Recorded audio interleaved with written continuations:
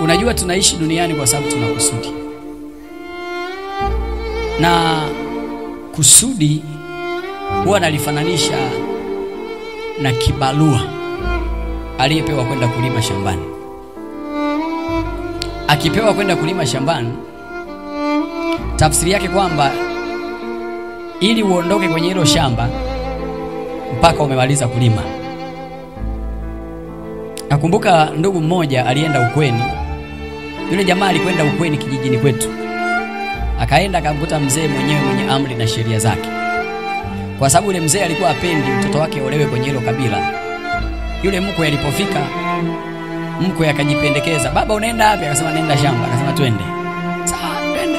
Wakaondoka. Kufika shamba, yule baba mkwe akamkatia robo eneo. Akasema, "Mkwe, sasa mimi nalima hapa, wewe lima hapa. Atakayemaliza ndo anarudi nyumbani. Usipomaliza hilo eneo, hakuna kurudi nyumbani." Wako wawili, baba mkwe na nani? Na mkwe. Mkwe mwenyewe anakushika jembe ya jui. Yule mkaka wa watu. Ti. Baba mkwe, turudi kesho. Nimekwambia, bila hivyo mwanangu upati. Baada yule kaka watu kalima, baba mkwe ana mchezo. Kamaliza kulima, kabeba jembe, "Tutakutana ukimaliza kulima." Yule jamaa akatafuta vibarua. Akajiongeza, alikuwa na hela. "Hiki shilingi ngapi?" Wakamwambia, "Shilingi ngapi?" "Limeni hapa mpaka paishi. Ninarudi nyumbani."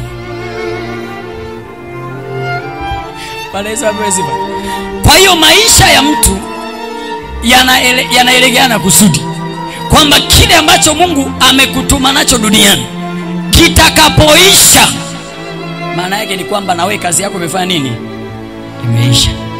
Ndio maana kuna wakati kufanya kusudi ulilopewa na Bwana kwa nguvu sana ni kuzuri sana, lakini pia utakufanya malize kazi yako mapema sana.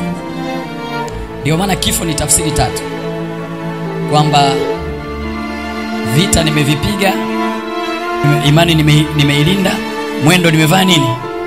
Nimeumaliza. Kwa hiyo ukimaliza mwendo, tafsiri yake unarudi kwenu ulikotoka.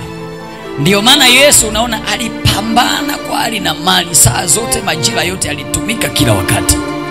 Alipomaliza kazi Yesu, ndio maana anakuwa juu ya msalaba anasema imekwisha. Ile imekwisha ilikuwa ina maana nyingi sana. Moja wapo ni kwamba yote ulionituma yamekwisha. Ndio maana wakati anapanda kwenda Yerusalemu kuna maneno aliyazungumza.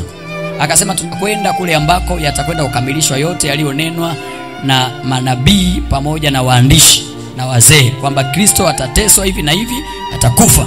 Kwa hiyo akiwa anaenda kule anajua anaenda kukamilisha ingwe yangu, kibarua changu duniani. Kwa hiyo kila mtu unayemuona duniani anacho kibarua chake. Kuna wakati unapocheleweshwa ni kana kwamba unarefusha ile safari yako ili ufike. Bwana Yesu asifiwe sana. Haleluya. Timiza kusudi lako kwa jina la Yesu. Timiza kusudi lako kwa jina la Yesu. Timiza kusudi lako kwa jina la Yesu. Sema, "Sitaondoka mpaka nimemaliza kusudi langu kwa jina la Yesu." Sasa maandiko yanasema hivi, Ayubu anasema kwamba siku za mwanadamu zimeamliwa. Kwa hiyo siku za mwanadamu yoyote zimeamliwa.